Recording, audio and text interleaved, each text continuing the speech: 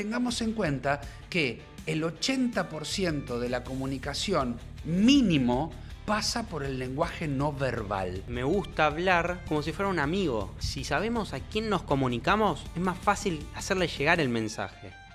Un estudiante universitario, un profesor y un debate sobre la vida universitaria, profesional y de emprendimiento, mezclado con entrevistas y actualidad.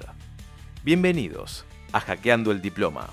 Buenas, ¿cómo va? Hoy estamos en el 9º episodio de Hackeando el Diploma. ¿9 ya? Ya 9, un número casi 10. Casi. Casi 10, como Pero es Messi. una muy buena nota, 9. Muy buena nota. Bueno, mi nombre es Axel, estoy con el profe Carbone. Profe Carbone y @axel.pomerantz. Nuestras redes nos pueden encontrar en TikTok, en Instagram y en lo de siempre. Y por supuesto, acá en Hackeando, que necesitamos que ustedes por favor nos den su apoyo, más allá de comentar los que necesitan, y toquen la campanita, suscríbanse y esperen estos capítulos que realmente los hacemos para generarles valor. Totalmente. Y hoy vamos a hablar de un tema que surgió del anterior episodio, que es muy importante y lo queríamos profundizar hoy, que es la oratoria. Consejos de oratoria. Esos consejos que son tan importantes como para que nosotros podamos pararnos enfrente de, por ejemplo, una mesa de evaluación en un examen oral, o que nos podamos plantear simplemente la capacidad de hacer preguntas en clase o exponer temas e ideas en un ámbito profesional. Ni hablar de un ámbito profesional en el cual la comunicación con nuestro cliente, entre comillas, sea demasiado importante. Caso un médico, caso un arquitecto. Por ejemplo, un médico que si hace mal su trabajo, el perjudicado es el paciente, o un arquitecto que si hace mal su trabajo se me viene abajo la casa. Entonces, o directamente no entiendo lo que me dicen que necesito construir y construyo cualquier cosa. Claro, la comunicación, como dijimos, la comunicación es algo grande. Ahora, vamos a lo fino que es cómo trasladamos lo que nosotros queremos y lo convertimos en palabras. Es muy fácil cuando uno tiene en claro tanto la idea de lo que tiene que transmitir como la metodología, pero no es natural en todo el mundo tener clara la idea y la metodología. ¿A qué me refiero? Cuando uno sabe que sabe, la idea de lo que transmite está bien. No quiere decir esto que necesariamente tendremos que estructurar bien. Ahí viene la metodología. La metodología es justamente la estructuración de lo que tenemos que decir, de la forma en que trasladamos esa idea, siempre haciendo hincapié en lo siguiente. Tenés que pensar primero en quién escucha para saber cómo se transmite una idea. El contexto. No es lo mismo hablarle a un profesor como hablarle a un cliente, como hablarle a un amigo. Pero siempre partiendo de una base, que en parte ya lo habíamos dicho en el capítulo anterior. Es importante que nosotros estemos seguros de lo que queremos transmitir y tratemos de ver a la persona con la cual estamos interactuando como un receptor natural de esa información, y cuando nosotros estamos frente a una mesa de examen, por ejemplo, hablarle como si esa persona no supiera del tema que está recibiendo, que no supiera de lo que estoy hablando, y que ese profesor en este momento pueda invertir la cuestión y escuchar como un alumno y nosotros hablar como docentes. Eso es genial y nos va a dar un resultado siempre. Creo que nos va a dar un resultado siempre. Y ahí dijiste algo importante, la confianza. Ahora, para hablar en público necesitamos mejorar nuestra confianza. Porque si no confiamos en lo que decimos y en nosotros mismos, el mensaje no llega igual. No es lo mismo decir algo confiado que decir algo tímido. Porque si lo decimos de una manera tímida, sin confiar en lo que estamos diciendo, quizás en un examen eso puede significar que te bochen. Porque la inseguridad, Axel, la inseguridad se transmite. La inseguridad se transmite. A mí un alumno que me habla inseguro me da la pauta a priori, aunque trato de desarmar este concepto, me da la pauta a priori de que está inseguro sobre su propio conocimiento. Y eso es lo peor que puede pasar, porque un docente lo que tiene que buscar es la pregnancia del conocimiento en el alumno y que esos contenidos mínimos y su aplicación en muchos casos los tenga claros. Ahora, si me estás demostrando que no tenés las cosas claras, yo puedo pensar o que no las tenés o que no te sabes comunicar. La segunda parte, obviamente, es la más, digamos, simpática de las dos, porque no saber comunicar no quiere decir que no sepas un tema. Y ahí es donde, como te dije la vez pasada, el docente tiene que remarle al alumno el examen. Total. Y bueno, para este caso, yo traje 3 libros que a mí me ayudaron mucho en mi comunicación y me ayudan hoy en día. Los tengo acá. ¿Qué es? Primero, Francotiradores de Franco Piso. Genial. Te ayuda a comunicar en las redes sociales tu mensaje. Y asimismo tiene un montón de información sobre sesgos cognitivos. ¿Cómo pensamos? ¿Sabías que el cerebro tiene atajos? Entonces, nosotros usamos esos atajos para poder vender una idea, para poder vendernos. Entonces, en este libro te da un montón de claves. Me parece un libro fantástico para y un oratorio. autor fantástico. Tenemos también Fernando Miralles, Descubre el arte de hablar en público. Este libro, yo fui a la capacitación, es un profesor de oratoria, muy crack en redes, lo pueden seguir, lo pueden buscar, que les va a aparecer un montón de recursos gratuitos que tiene y que te da una manera cómo articular, cómo estructurar un discurso para vender. A mí me encantó y sintetiza lo que yo fui a ver en esa clase, en esa masterclass, ese curso de oratoria. Y el libro que estoy leyendo ahora, que hay muchos conceptos que yo los llevé a la práctica sin darme cuenta, que es Piensa rápido y habla mejor. Este libro te va a enseñar cómo improvisar tus discursos con una base de conocimiento, claramente. Entonces, esto para que la conversación no sea estructurado. Lo mismo, nosotros en el podcast quizás tenemos algunos puntos que queremos tocar, pero otras cosas surgen de la comunicación, de la improvisación, y eso da más juego y da más información relevante para ustedes que están viendo. Entonces, la comunicación no es solamente algo estructurado, también hay que salirnos un poco del molde para poder complementar lo que sabemos. Ahora, me dejas picando esto en una frase que últimamente está muy de moda, principalmente porque la está meta a repetir el presidente de los Estados Unidos, que dice, necesitamos 2 para bailar el tango. Sí, siempre se necesitan 2 para bailar el tango, porque bailar el tango solo, primero es aburrido, segundo es medio imposible, o al menos es un poco inútil. Tenemos que entender la comunicación como un acto humano de complementación de 2 intelectualidades.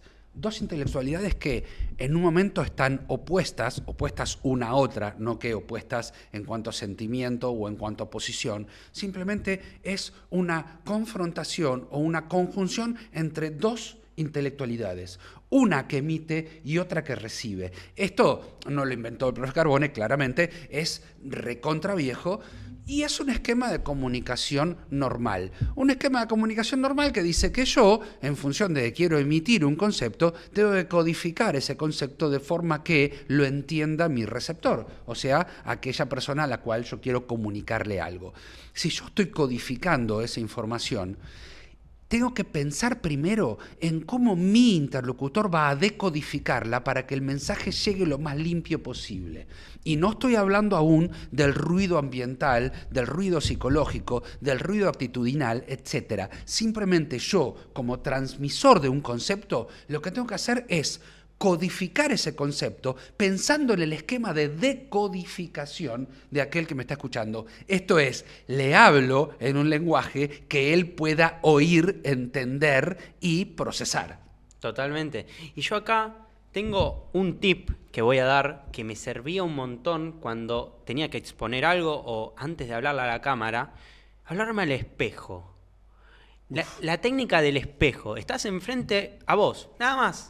Empezás a hablar tu discurso, ya sea, tenés que dar un examen, bueno, alguien te hace una pregunta y lo hablas enfrente de ella, eso también es un recurso de tener a otra persona que te está viendo, porque el tener a otra persona ya te cambia el panorama de estudiar solo, por ejemplo, o comunicar el mensaje, no llega igual cuando te lo estás hablando a vos, sin verte, sin nada, que cuando se lo estás comunicando a otra persona. O cuando te lo estás comunicando en el espejo. En el espejo te pones un poquito a prueba de lo que va a ser. Estás viendo un reflejo. Entonces estás viendo tus posturas, qué gestos repetís más, si te trabás, por qué te trabás. Ahora, es mucho mejor si te grabás. ¿Por qué? Porque primero le estás hablando a la cámara que funciona como una persona y después tenés ese video para ver qué es lo que estás haciendo bien, qué es lo que estás haciendo mal, tu desempeño, y lo podés corregir y optimizar. Y ese también es el miedo de hablarle a la cámara de, ay no, pero es que me van a ver. No, la cámara te ves vos solo. Y después decidís si lo querés compartir o no. Entonces, la cámara juega como un amigo tuyo, no lo veas como un enemigo. Entonces, si vos ves a la cámara como un amigo que le estás hablando de un tema, te va a salir muy natural, como yo lo estoy haciendo ahora. Si lo ves como si fuera un docente, y quizás te tiembla un poquito el pulso, si ya lo tenés un poquito más practicado, pero siempre te merma un poquito. Entonces, ver también cómo comunicas un mensaje. Si estás hablando en público, lo que más te sirve es ver al público como un amigo y le estás explicando un tema. Eso te hace mucho más flexible, te hace perder quizás este pánico de decir, esta gente no me conoce, me viene a ver y yo los tengo que sorprender. Otra frase que se me ocurre, Axel, y esto es un poco viejo, ¿no? Una frase muy vieja dice, no hay mejor defensa que un buen ataque. No hay mejor defensa que un ataque. Y esto viene a colación de ¿qué? De que yo veo en el aula que los alumnos que están dando, por ejemplo, un oral o inclusive que están haciendo una exposición grupal, y esto es entre varios, están inseguros y se fijan mucho en las primeras personas a las que ven. Tengamos en cuenta que el 80% de la comunicación mínimo pasa por el lenguaje no verbal. Te mata cuando estás mirando a una persona y quizás está en otra o te hace una cara, una seña. Eso es increíble, me acuerdo, y esto me hace traer Te paraliza, ¿eh? Me hace traer a colación cuando estaba dando el examen de manejo, que fue hace 8 meses, que estaba mi viejo medio como queriendo darme indicaciones cuando estaba estacionando. Y yo, claro, yo no lo vi en todo el examen. Ahora, cuando veo a mi viejo que me hace así o que me hace una cara como que entré mal, eso un poco me condicionó. Y claro, era una situación totalmente ajena a mí. O sea, estaba estacionando que había aprendido hace un mes. Entonces, y me tenía que poner a prueba de algo que no tenía tanta expertise hasta ese momento. Y eso no me perjudicó porque pude entender de, ok, eso es lo que dice mi viejo. En un principio te impacta, decir, uy, lo hice mal. Pero a ver, ¿cómo lo puedo corregir en el camino? Lo hice, salí y el chabón me dio la mano, me dice, excelente, no sé cómo no tenías antes el registro. Entonces, eso es porque yo pude desarrollar mi confianza y no vi tanto tampoco cómo mermaba mi actitud ante la actitud de otra persona. Entonces, eso también hay que mentalizarnos cuando uno va a dar un discurso o lo que sea. Quizás el profesor está en otra o te pone una cara y vos tenés que salir de esa. Es como remontar un partido de fútbol. Totalmente. Y ahí hay un par de tips que tengo para dar después de haber hablado en público durante muchos años. A ver, ¿cuáles son los tips que tiene el profe Carbone para exponer mejor en público? Ya la pusiste dura. Primero, número 1, ¿vieron que los artistas cuando están en el escenario generalmente usan anteojos? Y uno dice, che, pero si esto está más o menos oscurito, ¿para qué te pones anteojos? Para ver menos. ¿Por qué? Porque hay algunos artistas que las luces del escenario los ciegan y por eso se ponen anteojos para bajar la intensidad de las luces. Pero otros se ponen anteojos para no estar percibiendo el lenguaje no verbal de aquellos que tienen más cerca. Entonces, hacen que justamente la mirada de ese que está ahí abajo no te paralice, no te dé dudas, no te restrinja ni te limite en las formas que estás comunicando. Eso, número 1, tiene que ver con la forma en que nosotros vemos o dejamos de ver, como dijiste vos recién, en el caso de tu papá.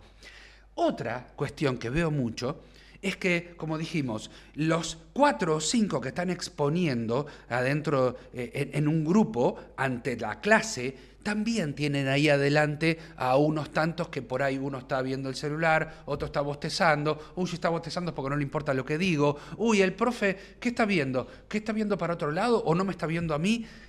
Hay una técnica que se usa mucho en oratoria y cuando uno habla ante grandes cantidades de público sirve más. Siempre mirá arriba de la cabeza del último en la sala.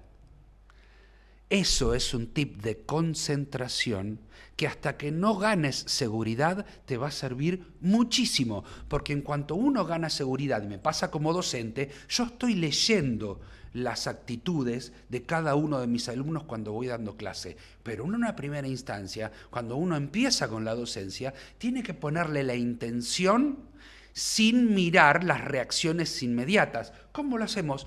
Mirá arriba de la cabeza del último de la sala. Así no te vas a distraer y tu papá no te va a molestar mirándote cuando estás estacionando. Claro, pero eso igual fue un movimiento que justo el auto dio ahí. Si no, yo ni sabía que estaba. Claro. Claro, pero él para supervisar todo. Pero bueno, en esto, si yo tengo lentes de sol, cuando doy una charla, por ejemplo, una charla TED, ¿lo puedo hacer? Depende del contexto, depende de las reglas que tenga el lugar o el acontecimiento. Claro que una charla TED para nosotros no es equivalente a un show musical. Yo, gracias a Dios, tuve esas experiencias. O sea, tuve mi momento de músico donde estaba cantando enfrente de un auditorio. Tuve mi charla TED. En realidad soy orador desde que tenía casi tu edad, en charlas profesionales. Y me pasó siempre lo mismo. Si yo me paro enfrente de un auditorio, lo primero que tengo que pensar es que ellos saben menos que yo. Eso es un paliativo fenomenal para la inseguridad. Es un paliativo fenomenal. Voy a tratar de convencerme de que ellos saben menos que yo. Entonces, cuando esté en ese lugar, voy a estar transmitiendo mis ideas a gente que, en teoría, para mí, no sabe bien de lo que estoy hablando. Eso, claramente, es una ayuda invaluable. Terrible. Invaluable. Que, de hecho, muchos alumnos, cuando exponen trabajos grupales, pueden hacerlo, porque justo te tocó un trabajo de lo cual el resto de la clase no sabe. Entonces, es una ayuda adicional que tenés en la oratoria. Y un tip que a mí me sirve mucho, y esto lo vi en clases de oratoria, es entender cómo usar tu voz. Tu voz en la comunicación es tu herramienta. Quizás te das cuenta que ahora en este discurso exageré algunas cosas. La pausa, la entonación y muchos otros recursos que puedes utilizar. El volumen, porque si yo te lo hablo así despacio, pensás que es algo importante. Llamo más. Un secreto. Es un secreto. Llamo más tu atención. Y estos son recursos que uno puede utilizar en la comunicación para que suene más interesante. Entonces, si yo uso la voz, que es el único recurso que tengo disponible, que viene de mi cabeza acá, después, bueno, lo que tengo ya son las manos, la expresión, que es gran parte de eso, pero ahora me parece que si hablamos del lenguaje corporal, vamos a estar 1000 años. Tenemos otro capítulo sobre eso. Pero lo que es la voz, utilizar tu herramienta que tenés disponible, la voz, así como los artistas cantan y hacen distintas notas para que suene distinto, para que llame más la atención, para que cause una emoción. Lo mismo es la voz. Cuando estamos comunicando un mensaje, no es lo mismo comunicar un mensaje plano que sea siempre el mismo tono, monotono, que meterle pausa, meterle entonación, volumen, bajo, subo.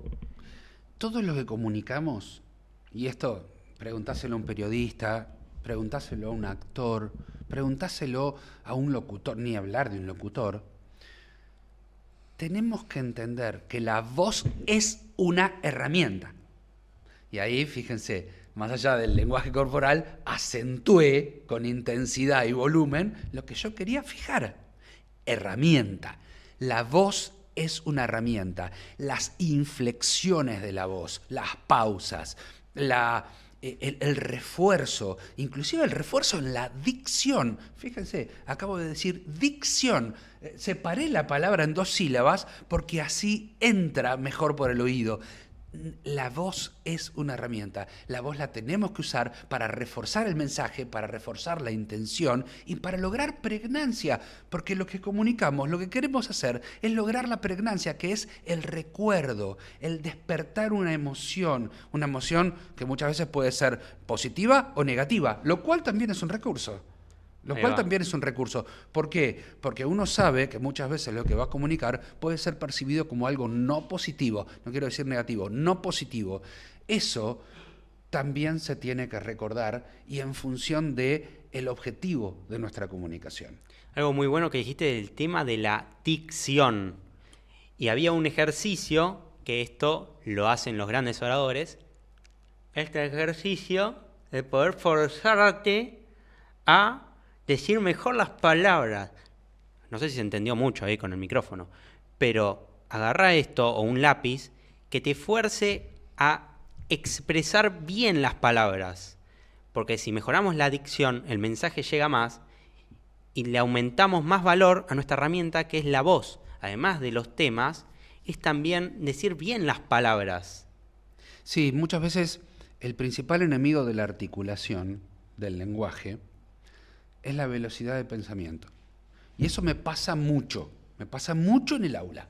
Me pasa mucho que me envalentono y de mi cabeza salen un montón de ideas que quiero comunicar y en una de esas o le fallo a la dicción o me equivoco o meto un furcio, que es un error del discurso, y eso me pasa mucho porque se me junta una catarata de conceptos en la cabeza. Y esa catarata no puede salir toda junta por la voz, porque pienso más rápido de lo que hablo. Entonces, en ese caso, uno tiene que ir mechando lo que estamos haciendo. El tema de la pausa, el tema del silencio, el tema de la inflexión y la dicción. Entonces, de esa forma, uno va dándole intencionalidad a lo que dice y va modulando también la forma que la otra persona lo entiende. Y ahí dijiste algo muy importante, el error. ¿Cómo corrijo si estoy dando un discurso, estoy exponiendo un error?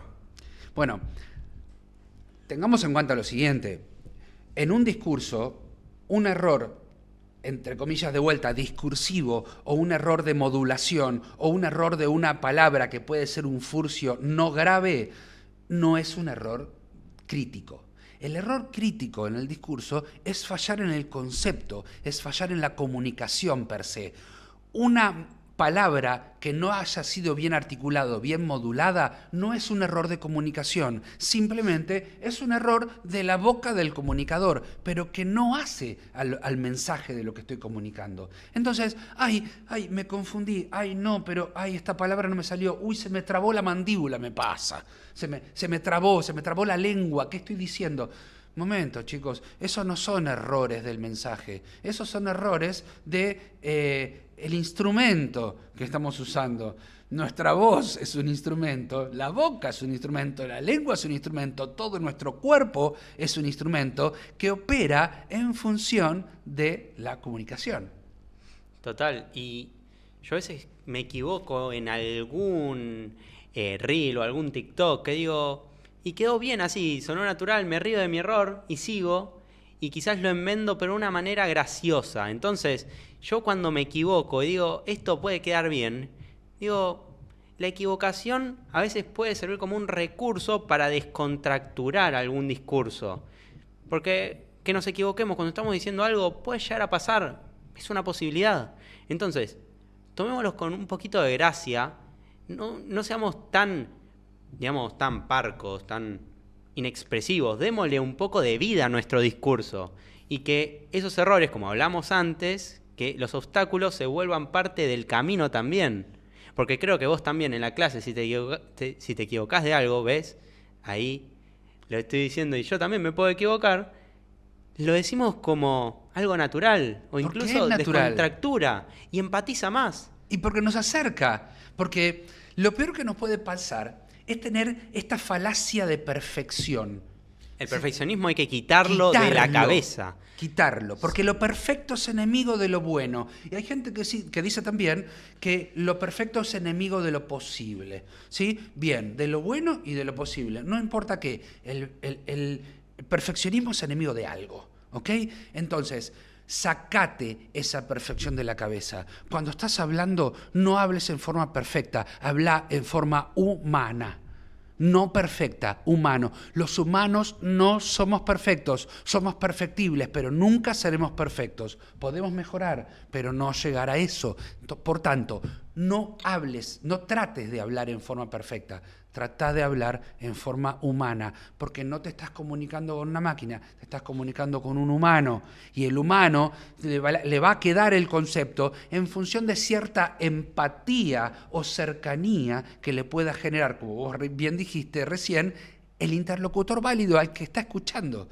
Entonces, el error nos acerca, el chiste nos acerca. Cuidado con el chiste porque es un recurso que a veces puede ser usado muy mal, dependiendo del auditorio. Entonces, hay que tener mucho cuidado con el chiste. Por eso lo importante es contextualizar en donde vamos. Si vamos a una charla de catedráticos, y ahí tenés que ser correcto. Ah, o sea, no cuidado. Me También parece a mí. desmitifiquemos a los catedráticos, porque el goce del conocimiento puede experimentarse de 1000 formas. Y una de las formas en las que el goce del conocimiento puede demostrarse es en la alegría con la que uno está actuando en el momento que lo recibe. ¿No? Alegría, importante. goce, en la clase. En la clase, yo no puedo dar clases si no me voy a divertir. No puedo dar clases si mis alumnos no se divierten con lo que yo digo. Pero no estamos haciendo un stand-up. En realidad es casi un ejercicio de stand-up. Estamos transfiriendo conocimiento crítico para la formación profesional de mucha gente. Eso no nos quita la humanidad. Eso no nos quita el que tengamos que ser humanos cuando transferimos conocimiento. Por tanto, cuando comuniquemos. Por eso es que, como dije antes, me gusta hablar como si fuera un amigo a la cámara o a cualquier persona que yo le quiera expresar un conocimiento, porque eso lo hace más genuino, lo hace más ameno, más cercano. Si sabemos a quién nos comunicamos, es más fácil hacerle llegar el mensaje. Los vendedores tenemos que ser amigos de los que vendemos. No olvidemos eso. De vuelta, y a la cámara. Los vendedores tenemos que ser amigos de los que vendemos. Los docentes tenemos que ser íntimos del contenido.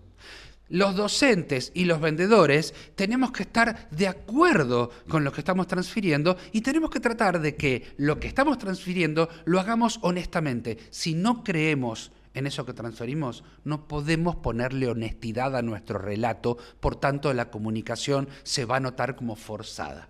Y también había algo de, a mayor conocimiento, mayor seguridad al hablar. Entonces, si vos sentís que te falta conocimiento, pero tenés mucha seguridad, podés dar un buen discurso. Si tenés mucho conocimiento y te falta la seguridad, quizás un poco te ayuda el conocimiento. Ahora, si estás más o menos en los dos, y se complica. Puede ser que también la exposición en grupo o exposición en clase o dar un parcial te pone en jaque. Escuchar a un alumno dar un examen final, sabiendo que, porque lo conoces, sabe un montón, pero no lo puede expresar, es un embole. Y sin embargo, escuchar a un alumno que es locuaz, que se expresa bien y que quizás no tiene el mismo nivel de conocimiento o de profundidad de los conocimientos, es un aspecto diferencial. ¿Por qué? Porque sentís que esa persona, si bien no obtuvo todos los conocimientos que podría, tiene la capacidad para comunicar excelentemente a aquellos que sí tomó. O sea, podríamos decir que el aspecto principal o lo que te puede destacar como estudiante es la oratoria. Definitivamente, definitivamente. A ver, siempre cuando uno entra en una faceta profesional, entiende que va a estar, como dijimos muchas veces, satisfaciendo necesidades. Para satisfacer una necesidad no solo hay que hacerlo, sino comunicarlo. Uno no puede satisfacer necesidades si no cuenta que lo está haciendo. O sea, sí se puede, lo que pasa que es mucho menos beneficioso. Por tanto, si vos sos un contador, que los contadores son mandados a hacer para decir no quiero hablar ante nadie, ¿cómo que no? ¿Y tus clientes? ¿Cómo le explicas a tus clientes cómo tienen que hacer para ganar más dinero? ¿O cómo tienen que hacer para conducir mejor su negocio? Ni hablar de nosotros, que somos administradores. Y a los administradores tenemos que tener en cuenta que la palabra y nuestra voz y la garganta son herramientas fundamentales, porque estamos todo el tiempo transfiriendo conocimiento. Conocimiento para toma de decisiones, conocimiento para mejorar un negocio, conocimiento para armado de un nuevo producto, lo que fuere, ¿sí? Pero imagínate un médico que no se sepa vincular con su paciente. Yo tengo casos de médicos que son eminencias en lo que hace, pero no los quiero visitar porque no se comunican. ¿Cómo el médico no me va a comunicar si yo lo voy a ver y tengo una necesidad tan importante como para mantenerme vivo? Y esa persona no está satisfaciendo mi necesidad de comunicación y de información, que es tan básica y fundamental en un médico. ¿Cómo no se comunica un médico? Es que, y acá llegamos a una conclusión que me parece un poco obvia, pero ¿por qué no hay una clase de oratoria? ¿Por qué no hay una materia de oratoria en todas las carreras de la universidad? Porque no tenemos los contenidos bien diseñados. ¿Pero esto no haría un cambio diferencial en la vida del estudiante? Definitivamente. Cuali cuantitativo es ese cambio. O sea, con una buena oratoria no solo vamos a operar mejor, sino que vamos a aprender más. ¿Por qué? Porque ya hablamos esto, la comunicación es un ida y vuelta, es una retroalimentación continua, y la retroalimentación, como decimos dentro de la teoría de los sistemas, hace que el sistema se adapte al entorno. La adaptación al entorno es vital, hace a la sustentabilidad de lo que hacemos todo el tiempo. Entonces, la oratoria, y más aún en determinadas profesiones, debe o debería ser mandatoria. Total. Porque, como hablamos antes, la oratoria es la diferencia entre aprobar y desaprobar un examen. La oratoria es la diferencia entre vender o no vender un producto. La diferencia es entre conseguir ese trabajo o que Juancito lo consiga. Entonces, vos querés el trabajo, no que Juancito lo tenga. Entonces, tenés que hacer la diferencia ahí. Es el momento de entrar a la cancha. La oratoria son los mejores botines que te podés poner. Totalmente. Y ahora voy a algo más antropológico, ¿sí? Algo más social. No nos olvidemos que los seres humanos, y en realidad la mayoría de las especies, y me arriesgo a decir animales, aunque vegetales que hay sobre este planeta, subsisten en base a comunicación, ¿sí? De distintas formas. La comunicación es básica para la subsistencia. Ahora, nosotros, los seres humanos, como individuos, pero necesariamente introducidos o activados dentro de una comunidad chica, grande, no importa el tamaño, lo que estamos haciendo mediante el lenguaje es crear cultura. No podemos crear cultura sin el lenguaje, no existe, porque no hay transferencia. La cultura es transferida mediante el lenguaje. Y el lenguaje generalmente en estos casos es hablado. La comunicación es fundamental para generar cultura.